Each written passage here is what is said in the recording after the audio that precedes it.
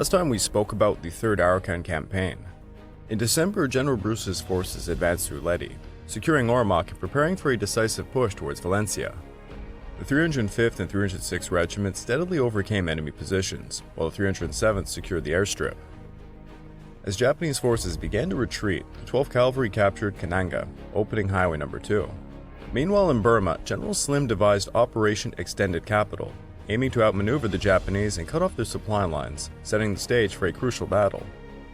As Admiral Mountbatten pivoted from Operation Dracula to launch Operation Romulus in Arakan, General Christensen devised a three-pronged assault of Akyab. Facing fierce Japanese resistance, Private Kweku Pong displayed extraordinary bravery amidst chaos, earning recognition for his valor. Meanwhile, the 28th Army struggled to defend its positions, ultimately retreating under pressure. Amid strategic deceptions, the Allies advanced through challenging terrain, culminating in significant victories that shifted the tide in Burma, showcasing courage and tactical ingenuity in the face of adversity. This episode is Victory at Leyte.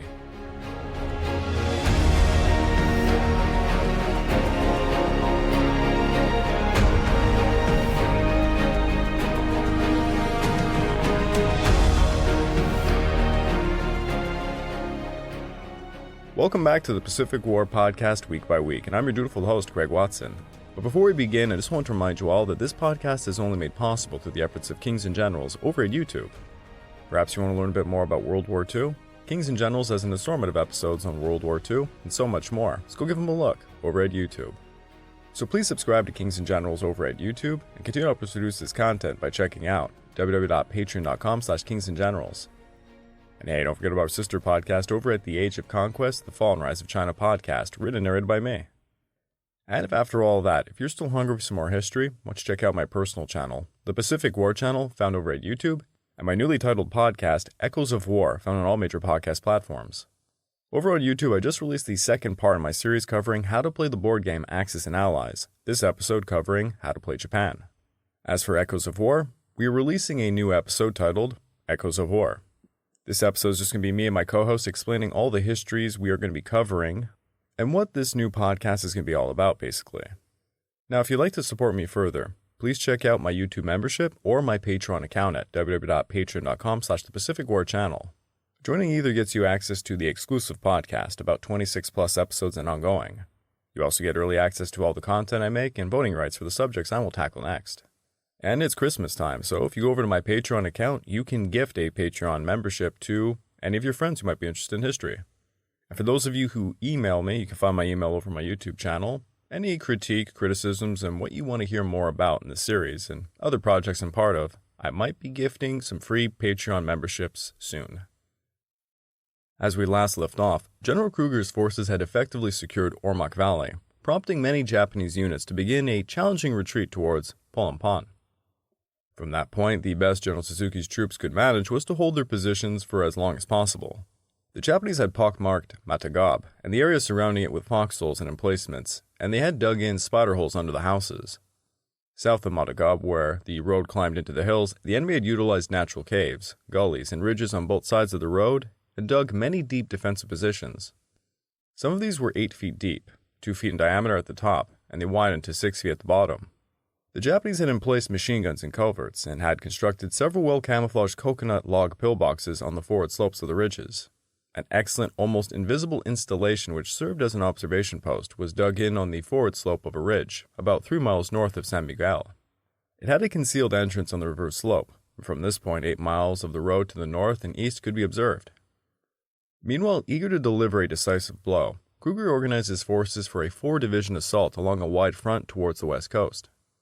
General Bruce's 77th Division was tasked with advancing west along the Pal Pon Road, while the 3 divisions of General Sibert's 10th Corps embarked on a difficult trek across the mountains to reach the northwest coast. The northwestern mountains of Leyte west of Ormoc Bay provided a difficult barrier to any movement towards the northwest coast. The area was the last one available to the Japanese either for escaping from Leyte or for staging defensive actions. In general, the terrain was rough, increasing in altitude from broken ground and low hills in the north to steep rocky ridges and high hills in the south. The northern part was either under cultivation or covered with cotton grass. Towards the south, the cultivated fields and grasslands were gradually supplanted by dense forests. Pal Pon had been extensively used by the Japanese as an auxiliary port of entry to Leyte. The town was the western terminus of the road that ran north and eastwards across the northwestern hills to join Highway 2 near Libongao. It was this road junction that the 10th and 24th Corps had seized. The Pal Pon Road, as it was called, followed the lower slopes of the hills until the flat interior valley floor was reached. The confining hills were steep-sided with many knife-edged crests. Such was the area into which the forces of the 6th Army had driven remnants of the Japanese 35th Army.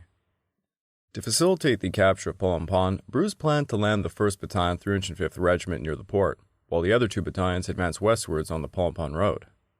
To support this operation, Admiral Kincaid would provide amphibious vehicles, LCMs, and PT escort. However, while preparations for the amphibious assault were underway, the 2nd and 3rd Battalions of the 305th Regiment departed from Valencia on December the 22nd, quickly crossing the Tongbong and Pagsangahan rivers without encountering any opposition, and eventually halting just beyond the Humabunay barrio.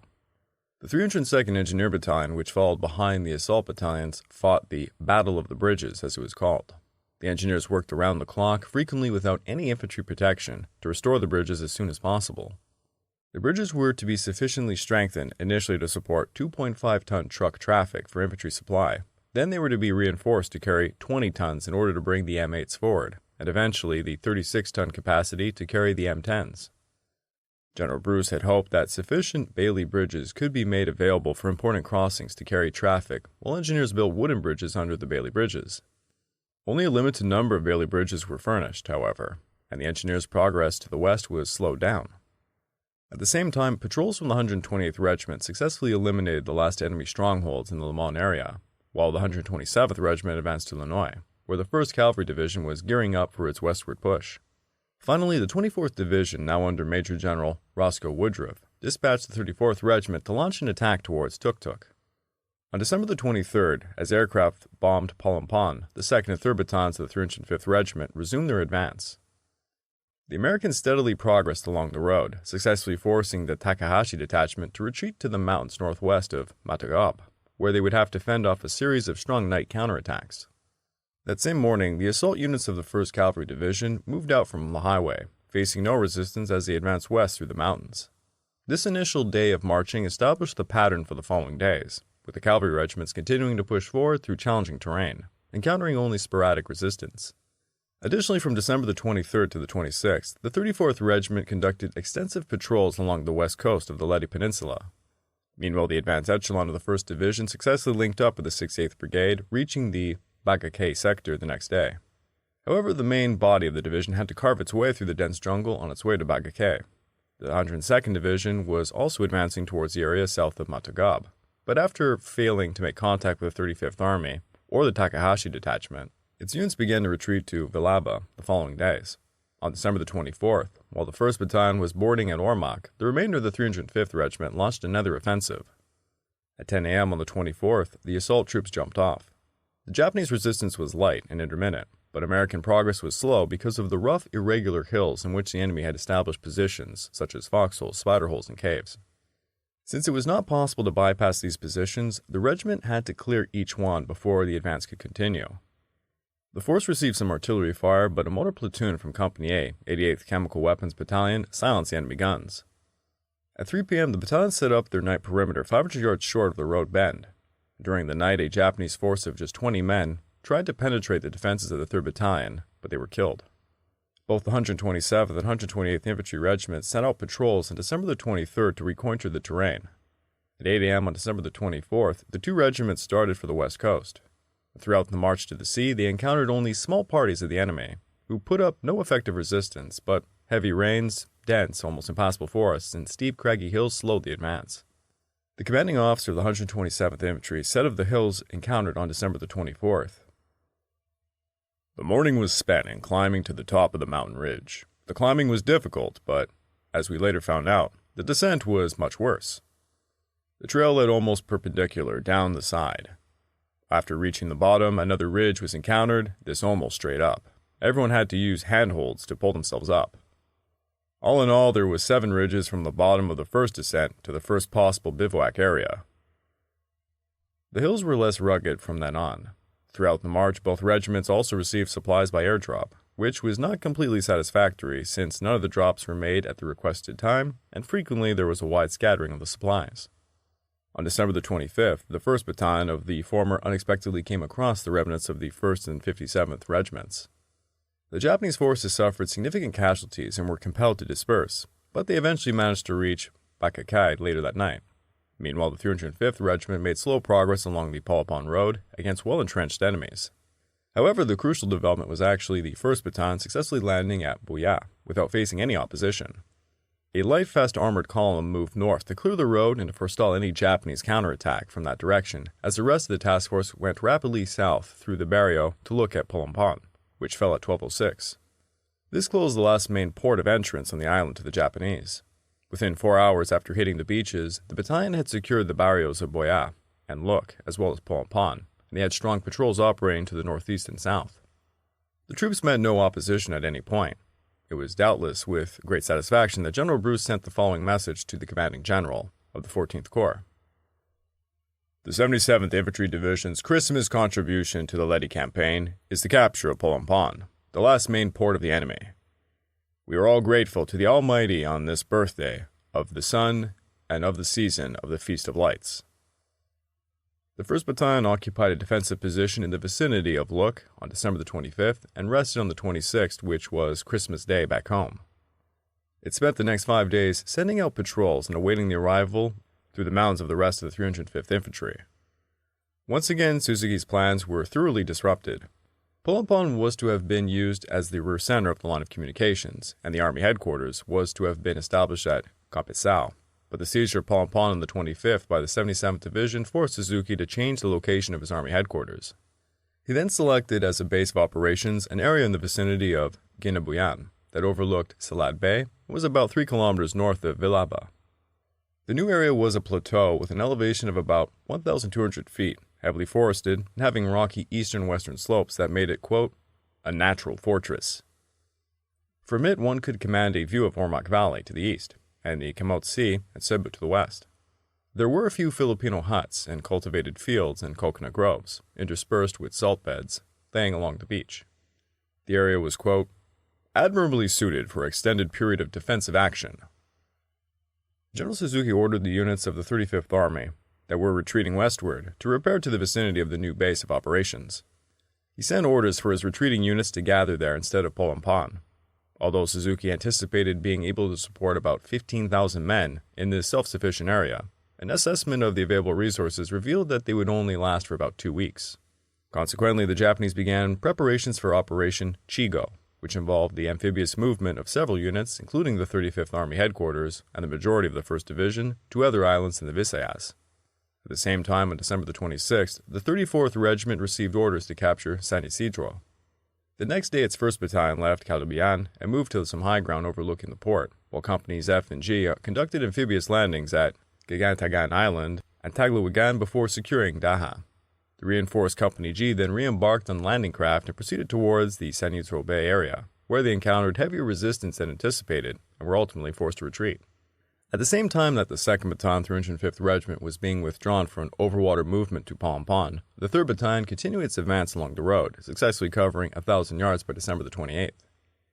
That day, the foremost elements of the 5th and 12th Cavalry Regiments broke out of the mountains to reach the barrio of Tibur on the west coast, about 3,000 yards north of Abidjao. By nightfall of the following day, the 7th Cavalry was also on the west coast, but further north. In its advance, it had encountered and destroyed many small scattered groups of the enemy, most of whom showed little desire to fight.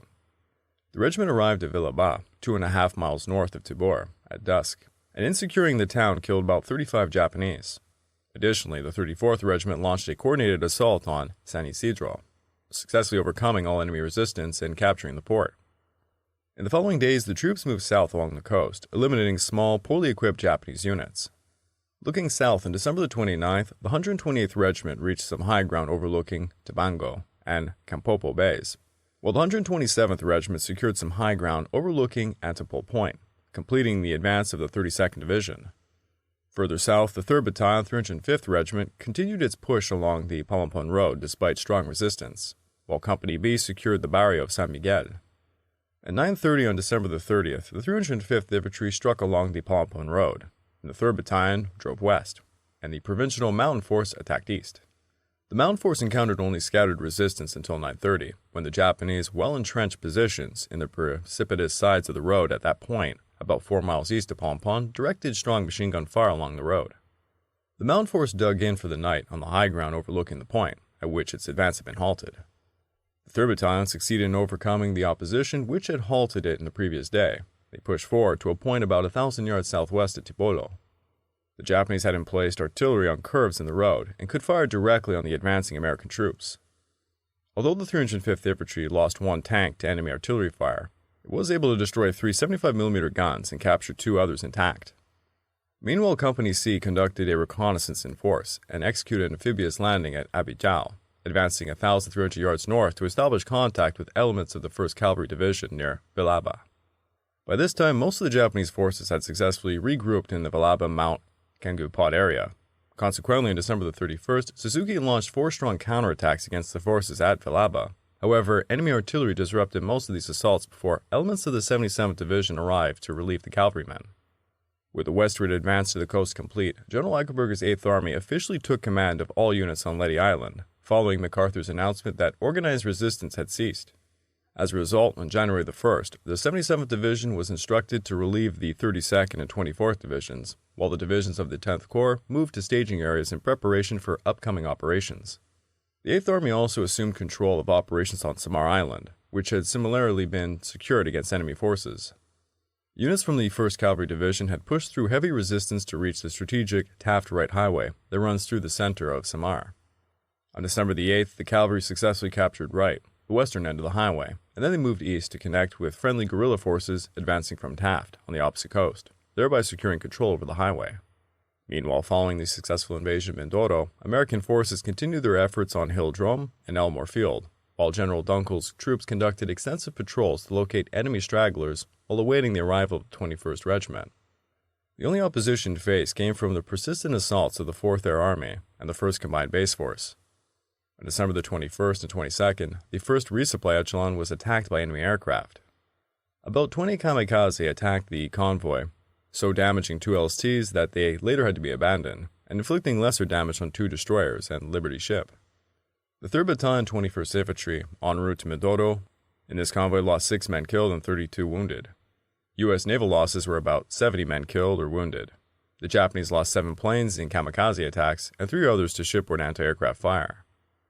Then from the 28th to the 30th of December, Task Unit 18.315 was also attacked by kamikaze.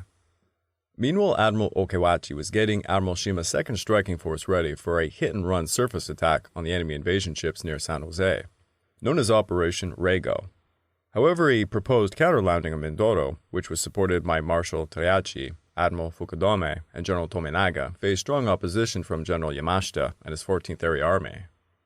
The Area Army staff adamantly maintained that it would be impossible to move any sizable forces to Mindoro, but agreed to dispatch a small raiding unit to hamper enemy developments of the airfields in the San Jose area. On or about the 24th of December, an order was issued to the 8th Division to organize a task unit for this mission as soon as possible. Ultimately, a reluctant compromise was reached, allowing a small raiding unit from the 8th Division to be sent to disrupt enemy airfield developments in the San Jose region. The raiding detachment was a specially organized provisional unit, which included a small number that originally belonged to the Jigo Airborne Raiding Unit. It assembled at Batangas and prepared to embark for Mindoro. While this unit was being organized, Shima's warships left Camara Bay on December the 24th. However, as they approached Mindoro on the 26th, a lone PBY reconnaissance plane spotted them. In response, 105 aircraft were sent to conduct low-level attacks upon the Japanese force. At 7:40 p.m., the first wave of planes found the vessels just offshore. Before the wild engagement was over, the full wing strength had attacked every ship at least once, and quote, "When I saw a solid sheet of flame, I knew it was all but over." This was described by a pilot who was manning one of the AA guns. While wheeling around the target, each pilot flashed off his running lights to avoid collision.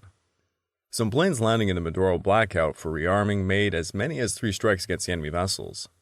Although PT boats lurking close to shore fired torpedoes at the silhouetted Japanese targets, only the destroyer Kiyoshima went down, and the fleet persisted towards the beachhead, where at 10:40 p.m. it fired star shells and began an ineffective 40-minute bombardment. Only one Liberty ship, which had not sought refuge behind the Ilian Island, as directed, was sunk. Naval gunfire and simultaneous Japanese air attacks caused little damage at hill, but made it difficult for the airmen to land. With gasoline running short, most of the pilots made as many attacks as possible and then headed through the night and bad weather for Leyte, a flight more dangerous than the Japanese anti-aircraft fire had been. When a full count was made, losses during the engagement totaled 26 aircraft. For the force engaged, this was a heavy loss, but it was not in vain, for several Japanese survivors attributed the amazingly poor bombardment by their fleet to the aerial clawing which had demolished the main batteries and killed a majority of their gun crews. Dunkel thought that without a doubt the airmen had saved the beachhead from severe losses, end quote. The action of our air units on that night will stand forever as one of the most gallant deeds to be established in the traditions of the American fighting men. On December the 26th, then with the San Jose bombardment force, Kiyoshima was crippled by 2 direct bomb hits in attacks by U.S. Army bombers during the approach to Mindoro. The ship was finished off by a torpedo from the USPT-223, 145 miles south of Manila. 82 men were killed and 74 were injured. The destroyer Asashimo rescued 169 survivors, including the captain Shiriashi Nakayoshi and Lieutenant Commander Kajimoto. USPT boats rescued 5 others. Despite this, Shima pressed on towards his target, entering the anchorage area at about 11 o'clock to commence the bombardment of San Jose that we had mentioned. After approximately 40 minutes of shelling, during which one auxiliary vessel, that was the Liberty ship, and a PT boat were sunk, the Japanese ships withdrew northwest at high speed, still under fire from enemy planes. Although Shima's force ultimately managed to escape, after all was said and done, the Koyushima was sunk, and a lot of damage was done to the Ashigata and light cruiser Oyodo and 3 destroyers. The bombardment prevented landings at the Mindoro strips, and many pilots, finding their planes running low on fuel, had to head over to Leyte. Following this unsuccessful operation on December the 31st, the raiding unit from the 8th Division finally crossed the Verde Island Passage by landing craft to reach Calapan in northeastern Mindoro, and then they proceeded to Pinamalayan, arriving there on January the 5th. However, that is it for the Philippines, as we need to proceed over to Bougainville to report on preparations for a new Australian offensive. Previously, we observed that General Savage's 2nd Corps, I know it is Savage, I just keep saying Savage for some reason. Whenever I read this guy's name, I do apologize, had successfully relieved the American troops stationed at Cape Tordequina's perimeter. The Australians had now reached the conclusion that the Japanese had disbanded depleted units to reinforce others, and they were maintaining a well-disciplined and efficient force. They decided that at the end of November, the force, including the 38th Independent Mixed Brigade, built around the 81st Regiment, and the 6th Division, with 3 depleted infantry regiments, the 13th, 23rd, and 45th. Well, of these, the 38th Brigade was believed to be chiefly concentrated at Numanuma, with part of the 81st Regiment formed on the trail. Most of the 13th Regiment was believed to be around the Java River Gazelle Harbor area, with the 23rd further south, and the 45th around Kita on the eastern coast. The Allied intelligence estimates of the whereabouts of the main Japanese formations on Bougainville proved quite accurate. The main shortcoming was that the strength of the naval troops was underestimated.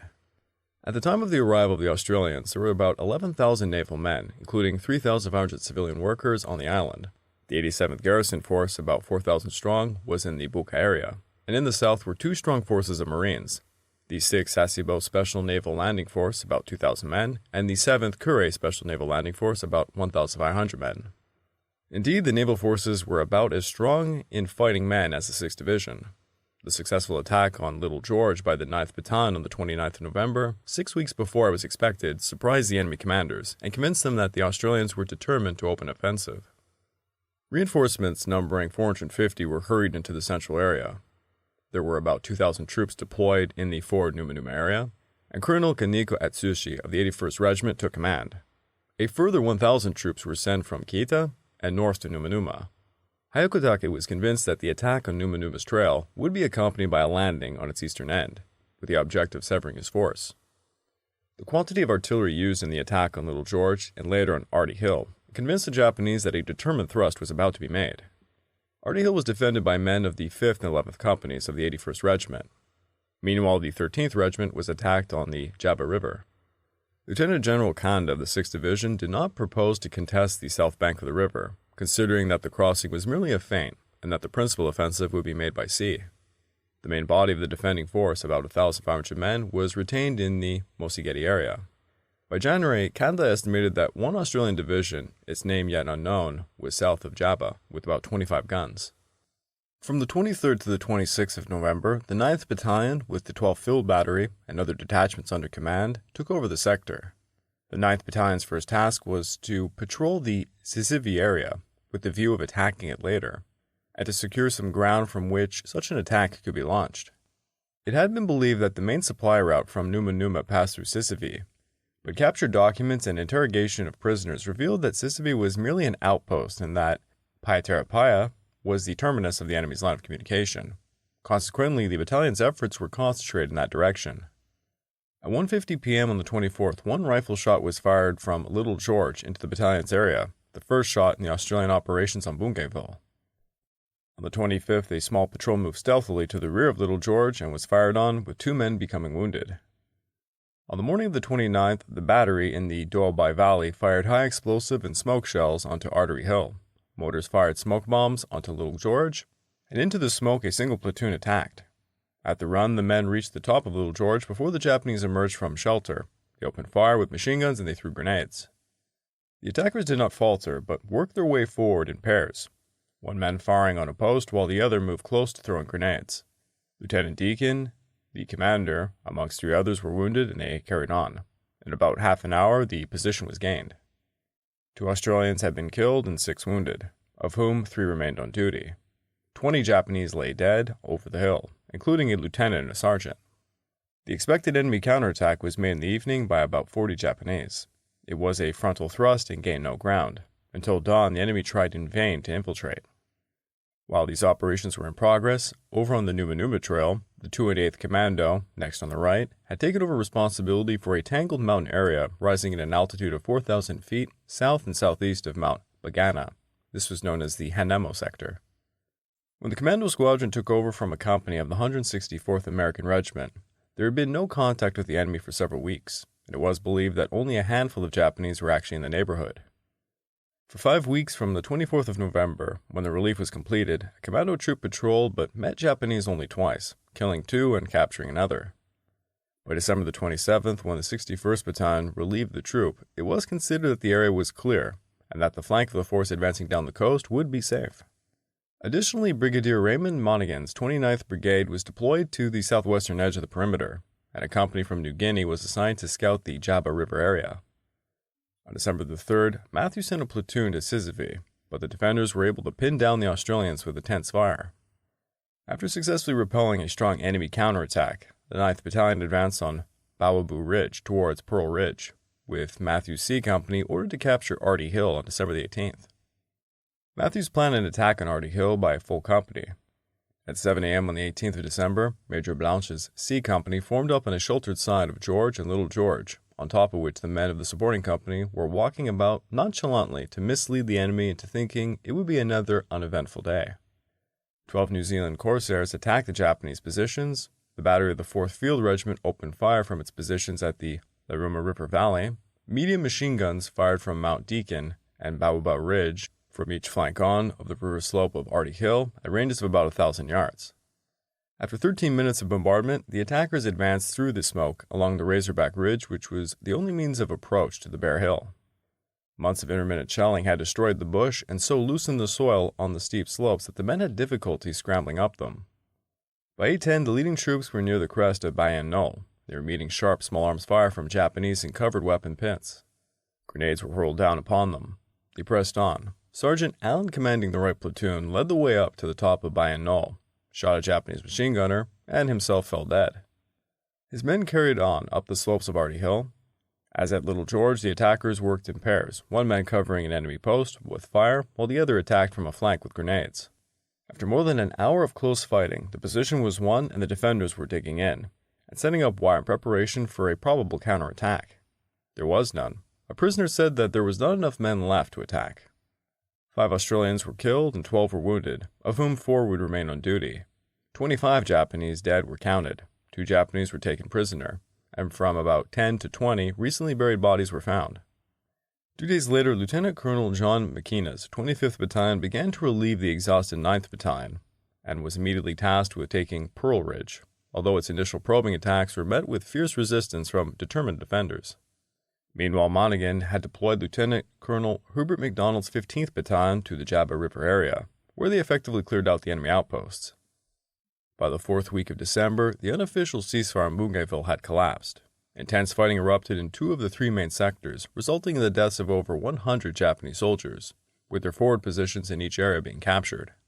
The Australians were also bringing in additional reinforcements to sustain their offensive. According to Savage's strategy, Brigadier John Field's 7th Brigade was to be replaced by elements of Brigadier John Stevenson's 11th Brigade in the central sector, with orders to move south and join the rest of Major General William Bridgeford's 3rd Division for an assault towards the Parrett River. Additionally, a strong contingent from the 11th Brigade was sent to advance along the northwest coast of the island towards Sorokin Harbor, aiming to push the northern enemy forces into the combined Bonas Peninsula. However, before these plans could be executed, McKinnon was intent on capturing the Pearl Ridge and aimed to launch one final attack with all of his companies by the end of the month. Unbeknownst to the Australians, the few defenders in the area had recently received reinforcements in the form of a battalion under the direct command of Major General Kojima Keisio, which significantly strengthened the ridge. Nevertheless, on the morning of December the 30th, aircraft bombarded the Japanese positions for about 40 minutes. Then at 8 a.m., the infantry advanced under the cover of artillery and machine gun fire, with A Company facing heavy resistance just in front of the Pearl Hill that they could not overcome. Due to the setback on the right flank, McKinnon ordered D Company to undertake a challenging climb along Pear Hill instead of the narrow spur where the attack had failed. Meanwhile, C Company made slow progress through some dense brush, but eventually managed to cut the enemy's track to the west. After repelling several enemy counterattacks during the night, the 4 companies renewed their assault on December the 31st. Although the march over Artie Hill and through the thick underbrush was physically demanding, D Company managed to approach Pear Hill undetected. With A Company drawing enemy fire, D Company launched a powerful attack following an artillery bombardment that successfully pushed back the Japanese defenders. Meanwhile, B Company captured Baker's Brow to the west, and C Company held its position along the western track. However, by nightfall, Kojima's troops began testing the defenses established by C Company. In the early morning, the Japanese launched a fierce counterattack from the south and southeast, managing to penetrate 2 forward Australian positions. After an hour of intense hand-to-hand combat, the assault was ultimately repelled with the help of artillery support, and the Australian patrols later found that Pearl Ridge had been abandoned by the enemy. Throughout the morning and into the early afternoon, the Australians conducted mopping-up operations until the ridge was completely cleared. With control of Pearl Ridge secured, the Australians gained a strategic vantage point that allowed them to observe from one side of Bougainville to the other, aiding future operations. During the battle, the Australians suffered 10 deaths and 25 wounded, while the Japanese had lost 34, with 1 captured. Shortly after taking of Pearl Ridge, the 11th Brigade assumed control over the central sector, as per Savage's orders, with the rest of the 7th Brigade moving south. In conclusion, Major General Percy Clarkson's 33rd Division began its deployment to Mauritania in late December, with Colonel Ray Cavin's 136th Regiment landing on the island's west coast on December the 22nd. 4 days later, the regiment advanced into the Japanese-controlled territory to engage Colonel Kizue's 211th Regiment, receiving support from elements of the 130th Regiment moving overland from the Doroba Plain, and the 3rd Battalion of the 137th Regiment marching from Mauritania's southern coast into the interior. This coordinated effort aimed to prevent the Japanese from dispersing into smaller groups in the island's mountainous regions. On January the 3rd, the 136th Regiment located and attacked the 211th Regiment at Hill 40, with the 1st and 2nd Battalions advancing from the southwest, while the 3rd Battalion approached from the north. After 2 days of intense combat, the Americans successfully captured Hill 40, inflicting significant casualties upon the enemy, and then they began pursuing the retreating Japanese forces to the north. 2,000 yards to the north, the 3rd Battalion was settling down for the night.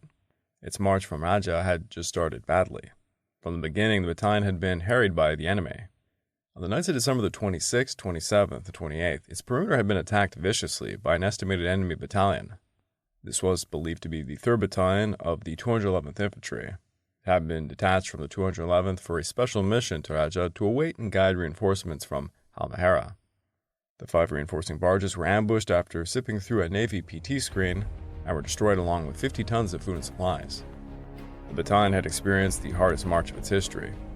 The jungle was much more difficult than that encountered by the Pillawa column. Moreover, to join the Hill 40 battle, it had to abandon its trail for cross-country movements. Although the battalion had marched and fought its way forward for 10 days, it was still in fighting trim. The number of Japanese killed and found buried along the trail indicated terrible losses for the Japanese. The battalion's commander, Major Ralph Pat, attributed the lack of enemy resistance during the past 2 days to the withdrawal of the enemy. But actually, as he would learn later, the 3rd Battalion of the 211th Infantry Regiment had been destroyed as a military force. By January the 14th, when the 136th Regiment was finally withdrawn to the main perimeter, the Americans reported having killed 870 Japanese soldiers, capturing 10, suffering 46 men dead, with 127 wounded in the process. I'd like to take this time to remind all of you that this podcast is only made possible through the efforts of Kings and Generals over at YouTube. Please go subscribe to Kings and Generals over at YouTube and continue to help us produce this content by checking out www.patreon.com/kingsandgenerals. And hey, don't forget about our sister podcast over at The Age of Conquest, The Fall and Rise of China podcast, written and narrated by me. And if after all that, if you're still hungry for some more history, why don't you check out my personal channel, the Pacific War channel found over at YouTube, and my newly titled podcast, Echoes of War, found on all major podcast platforms. Over on my YouTube channel, I just released a episode, rather comedic one, covering how to play the Japanese in the board game Axis and Allies. As for Echoes of War, we just finished up the Second Punic War, and now we're doing a 2-part series on the Dutch naval war against the Japanese in the Pacific War. Also, if you'd like to support me further, please check out my YouTube membership or my Patreon account at www.patreon.com/thepacificwarchannel. Joining either gets you access to the exclusive podcast. You get early access to all the content I make and voting rights for the subjects I will tackle next. And since it's Christmas time, if you decide, you can actually gift a Patreon membership to a friend who likes history. And for the first ones who decide to email me, my email can be found over my YouTube channel. Any critique, criticisms, what I should do in the future for any of the projects I'm part of, I'm going to be gifting some free Patreon accounts. So check it out. General Krueger's forces captured Pal Pon, disrupting Japanese plans, while American troops advanced through challenging terrain, overcoming resistance and securing key locations. Japanese forces planned a counter-landing on Mindoro, but faced fierce opposition. Meanwhile, Australians advanced on Bungayville, capturing strategic positions amidst heavy fighting.